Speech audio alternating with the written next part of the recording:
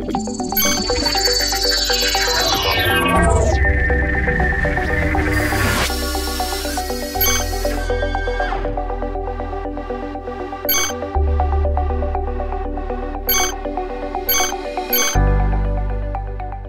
sejahtera, selamat datang ke Majlis Sambutan Hari Perancangan Bandar Sedunia tahun 2024. Hari yang penting bagi menghargai peranan perancang bandar dan pengurus bandar dalam membina komuniti sejahtera ke arah mencapai aspirasi Malaysia Madani. Perancangan bandar melibatkan usaha bagi memastikan pembangunan selari dengan keperluan sosial, ekonomi dan alam sekitar, termasuk menghadapi cabaran perubahan iklim.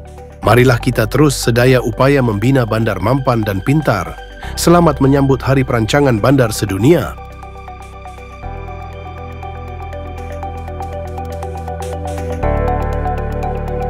HBKT sentiasa komited dalam memastikan pembangunan yang mampan dan seimbang dapat dicapai di semua negeri di Malaysia. Memperkukuh agenda bandar mampan dan pintah ke arah perbandaran baru.